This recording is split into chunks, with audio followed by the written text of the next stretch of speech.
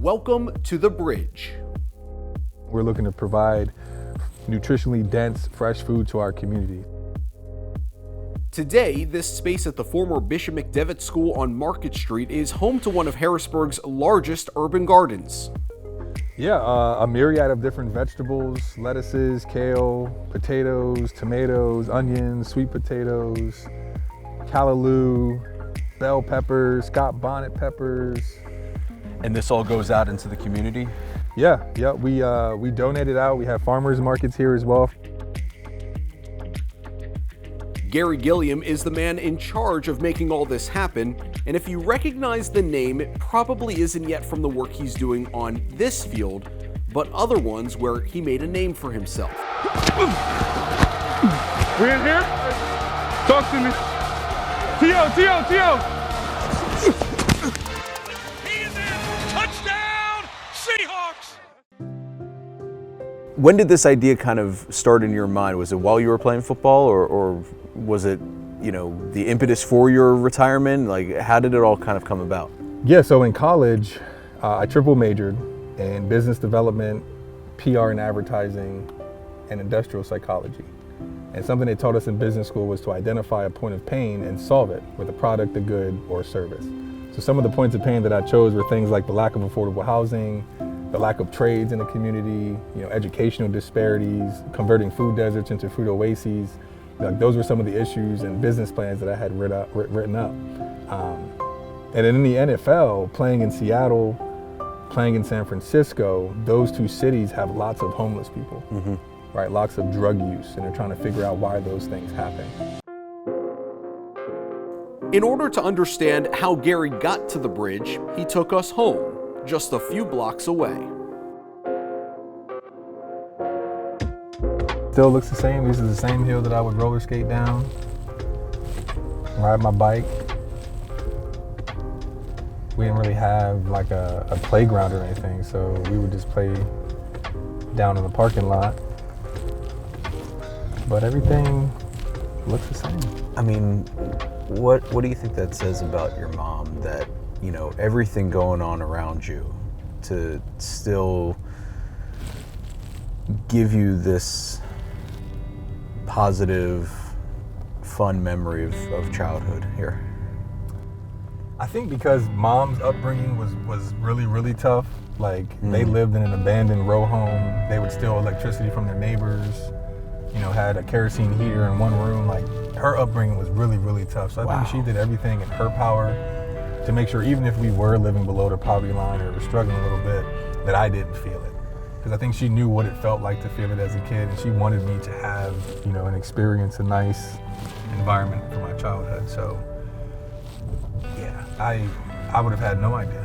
Did you understand hardships, or what she did was able to kind of shelter you from that? No, I definitely understood hardships. And actually, she kind of used the exposure to some hardships as discipline for me. I remember one time in particular, I was acting bad in class and talking back to my grandma and stuff, and she's like, look, I'm not going to keep giving this kid spankings and things, like, it's not really doing much. So she went the other way and started taking things away from me. And I remember one time she took all my clothes, took my bed from me, my blankets from me. I was sleeping in my room on the ground with just the window open with just my boxers. And then we went down to 2nd Street, right? So you can put me in the car, and we went down to 2nd Street and showed me all the homeless people, all the individuals experiencing houselessness down there. And she goes, look, you keep acting the way that you're acting, this is where you're going to end up.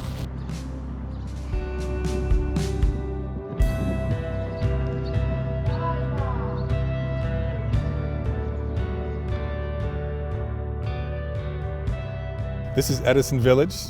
This is, it was Section 8 housing. I don't know if it still is anymore, but it was when I was younger. This is where Mom and I lived, actually, before I went to Milton Hershey School. How would you describe your childhood? My childhood, honestly, when you're a kid, you don't really know what's going on. So, I had a pretty normal childhood. From your perspective, you were happy. I was. Played football on the streets, fumble, rumble, all those things, like a normal childhood, a normal kid. But I was also young enough to not have been involved in some of the worst side of things, you know, gang life, you know, some of those things. I think Mom wanted to make sure that I was out of here before I ever got exposed to any of that. Down the road from Edison Village, 15 miles away, was Garry's new home. He just didn't know it yet. One day though, Mom, you know, put me in a car and was like, hey, you know, we're gonna go head down to Hershey. And I'm thinking, man, Hershey Park, Chocolate World, something like that. And 8 years old, we go down, we pull up to Founders Hall, which is a crazy looking building, you know, never been inside of it. It's like completely marble in there and chandeliers and gold trim. Looks like it's just a beautiful building, a lot different than what I was used to seeing in Harrisburg. And collect some things, we left and then pulled up to one of the student homes, which are like mansions. And there's like a basketball court there and playgrounds and sandboxes, kids running around like having a good time. So now I'm thinking like, all right, maybe I'm going to like a day camp or something like every day. So Mom's like, all right, baby, go play. I got to go in here and I'll be right back out and we'll head home. I was like, all right, cool. So I'm playing. Mom goes into the house. She comes out and I go to get in the car. And she's like, no, you look like you're having a good time. I left a few things at Founders Hall. I'm going to go get them and I'll be right back to get you. I'm like, all right, cool. So, you know, she leaves, I'm playing, having a good time, and it just starts getting darker and darker and darker, and like my mom was nowhere to be found, right? And this random dude comes out of the house and he's like, hey, Garry, it's time for you to come in and shower and get ready for bed. And I'm like, never met this guy, like was not introduced to him, didn't know what was going on. He talking about showers and beds, like I'm like, all right, stranger danger, I'm out of here.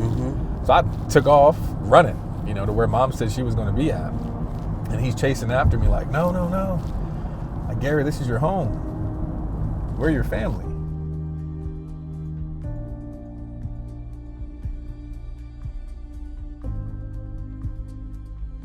So you were telling me a little bit on the way out here just about how the story of Garry Gilliam at Milton Hershey came to be. And once you got here and you realized that you were going to be here for a long time, how did the whole introduction happen with your house parent of, wait, hold on one second, you're not my mom, you're not my parent, who are you and why are you taking care of me? When I was here, in my experience, like there wasn't a major runway of getting used to what was going to be going on. But I don't know, I guess like learn how to swim. If you just toss a kid into the deep end, like you're gonna either learn how to swim or drown. And that was kind of what it felt like. And I guess I learned how to swim, you know, immerse myself in what the school had to offer. What was your relationship like with your house parents? So the first set of house parents that I had, I was actually only in that house for, I want to say it was like 3 months, because then they shifted the model of the school. It used to be that K through 12 could be in one house. And soon after I got here, they split it up. So like elementary was with elementary and middle and high school and things like that. And the house parents that I had were more interested in having high school students, and I was only in elementary school. So I ended up moving to a different student home, Braddock, with Mom and Pop Snyder, who actually, if it wasn't for me having them during that time of being at the school, I would have definitely left. Like very loving, they understood the things that I was going through.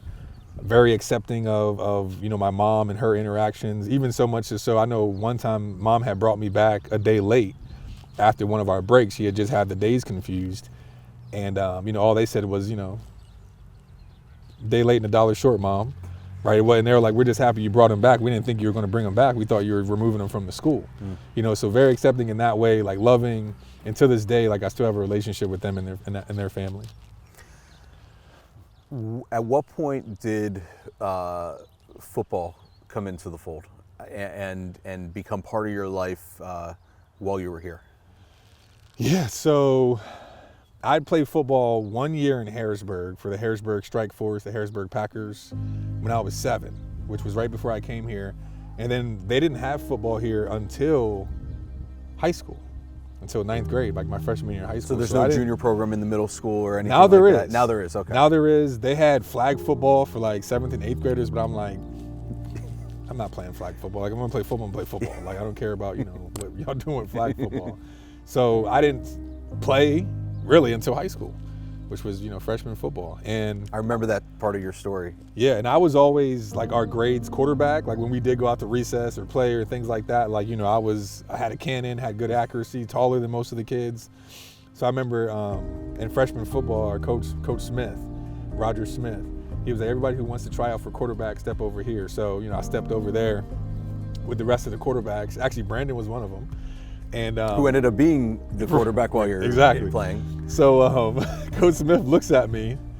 He's like, get out of there. He goes, you're a tight end, which he was a tight end. He had graduated from the school as well, went on to play in college, was a really good tight end, great coach. And he's like, no, he's like, you're not a quarterback, you are a tight end, right? So then it was at that point that I actually shifted my mind. Like, I guess I'm not a quarterback, I'm a tight end. And that is where Garry Gilliam's career took off. With only 4 years experience under his belt at Milton Hershey, he was accepted to Penn State under a full-ride scholarship to play tight end under Joe Paterno. His final year, he switched to offensive tackle, then signing a free agent contract with the NFL's Seattle Seahawks. Garry played 5 years in the league before realizing he had a higher calling. Anybody ever been to the bridge? So the questions that I had growing up while being in Milton Hershey were then brought back from in the NFL. But now I'm in a position to possibly make a change. Right? I've got social capital, I've got some of my own actual capital, I've got a network to start to bring together the pieces to make this thing happen. So actually it was shortly after Nipsey Hussle was shot and killed. He's a rapper from out in LA, and he was buying up real estate and creating co-working spaces and things for his community. And I started to question myself, like, man, Garry, like, what are you doing? Like, you went to Milton Hershey School, went to Penn State, got a bunch of degrees, now you have a bunch of money from the NFL. Like, what are you doing in your community? Are you going to go home and just hold a football camp? Right? And I never wanted to have just a Garry Gilliam football camp where 300 kids think if they come out and touch my hand that they got the juice. You know, like it's Space Jam. Like, I want people to realize, like, that's tough. But you got to realize that talent is evenly distributed. Resources and opportunity are not. So if we as football players can use our social capital to get people here and bring in the resources, the opportunities, the information from the people who have it to the people who need it, then I think we have an obligation to do so. Not everybody can be us, nor should they want to, but we can have an impact in their lives far beyond athletics. Garry, how did the concept for the bridge get started? Concept for the bridge got started from lived experience and questions I had growing up. Specifically those ones geared toward Milton Hershey. One, you know, did I have to be away from my family my entire childhood? You know, did I have to be at a strange place with strangers at first? Or is there a way to bring those resources and opportunity to the local communities that those kids are from? So I had two questions in at Milton Hershey. One was, where are the other campuses like this? This is a phenomenal model, benefiting a lot of kids, paying for college education, making well-rounded individuals. But then two, and moreover, was, where are the other towns like Hershey? You know, like, where's Coca-Cola's town? And where's McDonald's town? Like, where's Elon Musk and Jeff Bezos? Where's their investment into these communities the way that Hershey did? You know, he realized it was more than just about creating places to work, this chocolate factory, but he created places to work, eat, live, learn, and play. Right? Hershey Park, Hershey Theater, Penn State Hershey Medical Center. He built homes, provided jobs. And what it has yielded to this day when we're talking about community economic development, comprehensive planning, Hershey's got some of our highest property values. It's got some of our lowest cancer rates, one of the highest graduation rates of a public high school, international destination. And it's got one of the largest, if not the largest, educational endowments in the world. So when we're talking about people, planet, profit, philanthropy, perpetuity, right, this legacy we hear about, Milton Hershey and his wife laid the blueprint over 100 years ago. So really the bridges is standing on the shoulders of Uncle Milton, the model that was put together there in Hershey, and making it a bit more scalable, a little bit more investable, you know, by these other companies and corporations.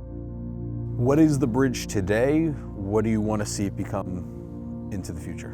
Yeah, so right now we utilize our football field as an event space. We have tons of different organizations come through, WITF, the Department of Agriculture, local community organizations. We hold block parties here. We have summer camps here. Probably what we're most known for right now is our bleacher garden, right? Got a nice donation from Giant to help convert this old football field and bleachers into a farm, right? Where we've now produced close to 20,000 pounds of food over the last few years.